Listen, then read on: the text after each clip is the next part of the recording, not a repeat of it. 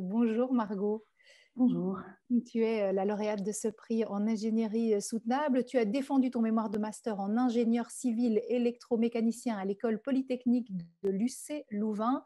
Son titre, que j'ai traduit, vers la caractérisation électrochimique des capteurs à base de papier et perspectives d'utilisation, conception responsable des capteurs de qualité de l'eau.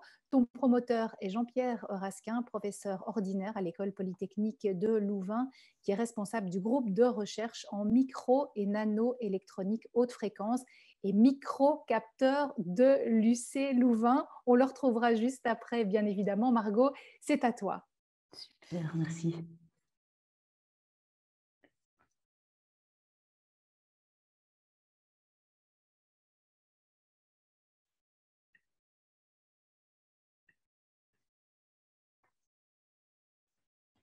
Alors, d'où vient donc le consommons et où va-t-elle? Voici le cycle de l'utilisation humaine de l'eau douce.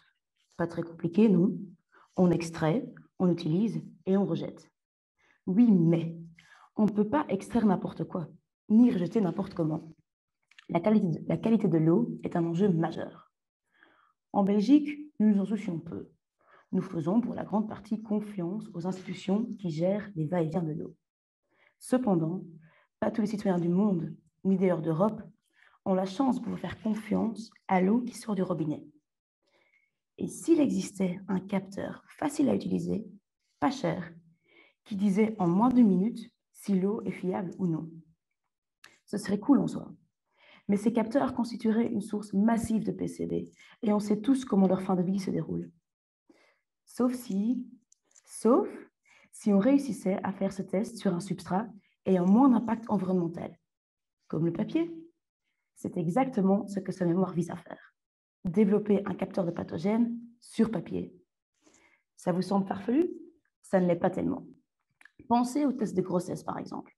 Le papier permet d'immobiliser des anticorps qui, à leur tour, vont immobiliser des hormones de grossesse présentes dans l'urine. Nous avons utilisé le même principe. On a attaché des protéines à une membrane en papier qui, à leur tour, venaient immobiliser des bactéries. Ensuite, avec des électrodes, la présence de ces bactéries attachées est détectée par impédimétrie.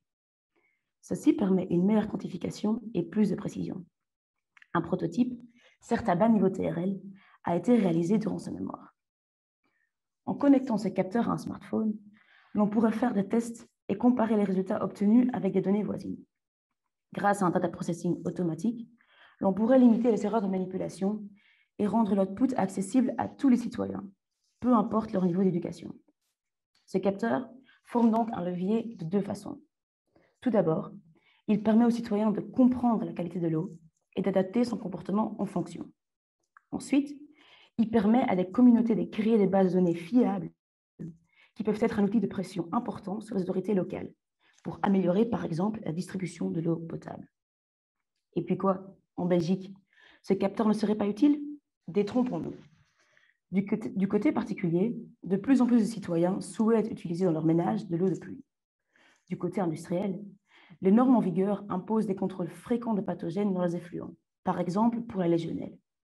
De plus, le dépistage massif avec des tests pas chers peut s'avérer bien utile en temps d'épidémie. À ce qui paraît, ce serait d'actualité. Enfin bref, avec un capteur à bas coût et à bas impact environnemental, nous sommes tous gagnants. Nos concitoyens, notre santé et l'environnement. Merci beaucoup. Merci beaucoup. Merci à toi, Margot. Je vais donner la parole à présent à ton promoteur de mémoire, Jean-Pierre Rasquin. Et je le répète, vous pouvez déjà poser vos questions à Margot, puisqu'on aura un petit moment de questions-réponses juste après. Alors, Jean-Pierre Rasquin, en quoi le mémoire de Margot est important sur le plan scientifique et sociétal? Merci beaucoup, Caroline, et bonjour à toutes et à tous. C'est un plaisir d'être là avec vous aujourd'hui pour parler de ce super mémoire de Margot. Donc, l'apport scientifique de Margot, comme elle a déjà un petit peu expliqué, c'est vraiment de passer d'une mesure qualitative et approximative des tests biochimiques basés sur de la microfluidique papier vers un test maintenant, aujourd'hui, avec Margot, quantitatif grâce à la mesure électrique. Alors, l'apport sociétal, c'est quelque part de donner la possibilité de mesurer la qualité de l'eau, non pas en laboratoire, mais directement sur le terrain, et cela à faible coût. Donc c'est vraiment une démocratisation finalement des tests biochimiques quantitatifs. Alors à travers le mémoire de Margot, elle a pu démontrer qu'il était non seulement possible, mais surtout indispensable de tenir compte d'indicateurs autres que les performances techniques et le coût d'une innovation technologique, afin que cette innovation soit appropriée, appropriable et durable. Alors comment elle a fait ça? En pratique, elle a étudié un petit peu le cycle de vie de son capteur afin d'appréhender les impacts environnementaux, mais aussi les impacts sociaux. Ça, c'est une partie importante de son travail, d'avoir une réflexion sur quel serait l'impact de ce capteur si celui-ci un jour est diffusé de manière massive. Dans l'innovation, on pense toujours aux gagnants, mais on ne pense pas trop souvent aux perdants. Donc, on ne se pose pas la question, si mon invention commence à se répartir un peu partout sur la planète, quels vont être les avantages sociaux et les désavantages? Alors, par son mémoire, je vais terminer par ça en disant que vraiment, Margot, elle nous invite à changer notre façon d'imaginer, de concevoir et de diffuser les technologies. Elle insiste sur le fait que les technologies ne sont pas neutres. C'est vraiment un choix de société, c'est un choix, je dirais même, politique. Et un choix politique qui ne peut pas du tout être laissé dans les mains uniquement des technologues et de la finance. Donc c'est vraiment le message majeur, je pense, que Margot nous a donné à travers une question qui était au départ uniquement, soi-disant, technique. Donc merci à toi, Margot. Merci à vous, Jean-Pierre Raskin. Je donne à présent la parole à Jérémy Levin. Je rappelle que vous représentez le jury en ingénierie soutenable ce matin. Qu'est-ce qu'il y avait de remarquable dans le travail de Margot, qui est donc lauréate dans sa catégorie aux yeux du jury? Eh bien, tout d'abord, le fait qu'il s'inscrit dans un enjeu fondamental, dans un enjeu sociétal fondamental, qui est l'accès à une eau potable, tout simplement, avec un impact potentiellement important. Ça a conduit aussi à une réflexion que le jury s'est appropriée, c'est-à-dire l'appropriation de l'eau potable en tant que commun et pas bien de consommation. C'est un point qui a été jugé important. C'est un mémoire ancré dans son contexte, dans ces contextes plutôt, avec deux contextes différents, relié à une réalité du terrain dès la conception du projet. Alors une approche dite low-tech, même si on peut discuter de ce terme, basée sur une philosophie d'éco-conception en fait. La méthodologie de travail collaborative, un peu inspirée de ce qui se fait dans Citizen Science, avec une vision transversale du propre aux projets qui s'inscrivent dans les différentes dimensions du développement durable. Je vais m'étendre un petit peu sur les deux mémoires. On a vu au travers de ces deux mémoires, de Margot et de Jean, ce qui pour nous étaient les qualités qui seront attendues pour les ingénieurs de demain. D'une part, du pragmatisme, aller chercher le juste besoin technologique pour résoudre un problème de manière optimale. Un réflexe d'ancrer d'abord la recherche d'une solution à partir des besoins du terrain, mais aussi dans les limites sociales ou environnementales que nous allons rencontrer de plus en plus dans le futur. Et enfin, une vision à 360 degrés en considérant l'ensemble des externalités durant un projet, en se faisant aider aussi sur les compétences qui ne sont pas forcément maîtrisées toujours par tous les ingénieurs. Et en cela, le jury souhaitait remercier les deux candidats pour leur travail remarquable. Merci à vous, Jérémy Levin. Margot, on va passer aux questions-réponses à présent. Une première question pour toi. Déjà, une félicitation. Hein. Superbe travail, Margot, dont j'ai eu la chance de me délecter, vu que tu es ma lauréate au prix Ingénieurs sans frontières. Mais voilà, on apprend quelque chose. Tu énonçais que ton biocapteur pourrait également indiquer, aux côtés des bactéries, d'éventuels virus. As-tu eu l'occasion d'aiguiller un petit peu cette piste? Et encore bravo, splendide travail. Merci beaucoup. Excellente question. Oula. Excellente question et très fort d'actualité. Et effectivement, les tests qui sont actuellement en pharmacie, c'est des tests qui se basent sur le même principe. Donc les tests, les autotests, les self-tests qu'on trouve pour le Covid actuellement, c'est aussi des lateral flow assays. Donc c'est des tests où finalement on va venir conduire la salive dans un papier et puis venir les capturer par des protéines. Donc oui, cette technique qu'on utilise nous sur les bactéries est également d'application pour des virus. C'est bon, c'est pas du copier-coller exact, évidemment, il faut toujours un peu chipoter, mais oui, ça peut s'avérer utile pour ça également. Et j'ajouterais que ce que nous faisons, qui est d'essayer de venir quantifier électriquement combien de virus ou de bactéries il y a, c'est quelque chose qui actuellement n'est pas encore, on va dire, commercialisé, n'est pas encore accessible à tout le monde.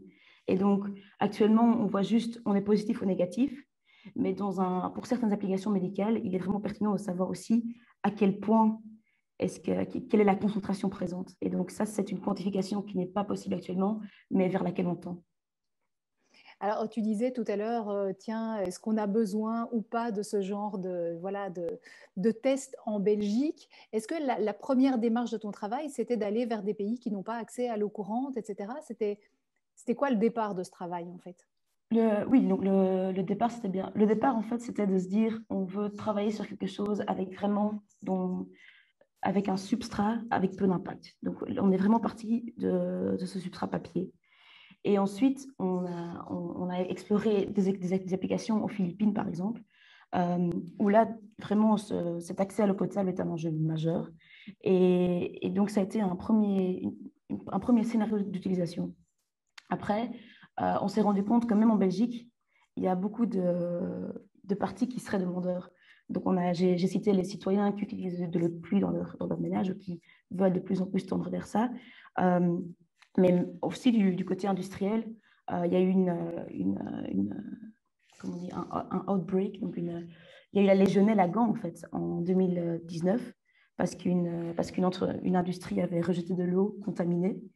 Et ça a fait des victimes. Et donc, même si ce n'est pas courant, en Belgique, c'est quand même un problème qui revient et pour laquelle l'industrie est fort au taquet. Et donc, ils sont forts au qui-vif. Et donc, avoir un test utilisable de façon fréquente, c'est intéressant pour eux. Mm-hmm. Donc, j'entends bien que dans les perspectives, hein, c'est l'une des questions qu'on pose pour la diffusion de cette technologie, là où elle sera utile, finalement, elle pourrait l'être partout si on t'entend. Oui, partout où il y a un besoin de contrôler la qualité de l'eau. Parce qu'en soi, il y a quand même toujours cet enjeu de confiance. Et si nous, on arrive à faire confiance à l'eau qui sort de notre robinet, on n'a peut-être pas besoin. Il ne faut pas non plus l'utiliser pour dire de l'utiliser. Mais il y a des applications concrètes, des niches, si on veut, dans lesquelles il y a vraiment encore un besoin de pouvoir mieux quantifier ce qu'il y a dans l'eau et de façon très fréquente, très régulière. Et c'est dans ces niches-là que c'est intéressant d'avoir un capteur fiable et avec un impact réduit, vu que il s'agit d'une mesure fréquente à faire. Mmh. Alors, tu avais également un projet avec un ingénieur sud pour les pays en développement d'étudier les performances de ce purificateur. Est-ce que tu as eu une évolution sur ce projet? Ou ingénieux sud pour les pays en développement ou ingénieur sud? Oui, donc Ingénieux Sud est un cours à l'UCL, un cours projet en fait, où des étudiants collaborent avec des partenaires du Sud. Et Monsieur Raskin d'ailleurs est titulaire de ce cours. Et donc oui, il y a évidemment des groupes qui travaillent sur l'eau potable parce que c'est un enjeu majeur au Sud, enfin, dans les pays du Sud plutôt. Et donc, il y a un groupe qui travaille sur la purification de l'eau. Et donc, évidemment, quand on dit purification, il y a aussi cet aspect de contrôle qui s'ajoute. Il faut pouvoir valider la purification effectuée. Et donc, oui, il y a une collaboration qui s'est lancée à ce niveau-là, mais on n'est pas encore abouti, on va dire. On sent en tout cas que les perspectives sont nombreuses pour ce projet. Alors, je voulais partager une phrase d'un de tes promoteurs. C'est pas moi qui le dis, hein, c'est Oulia Altinok. Dans ta lettre de recommandation, c'est avec ce type de personnalité et de compétences que nos sociétés seront en mesure de relever les défis scientifiques ambitieux qui nous attendent. Voilà, félicitations encore. Bravo. Ce sera le mot de la fin. Merci beaucoup, bravo à toi. Merci à tous d'avoir été présents ce matin.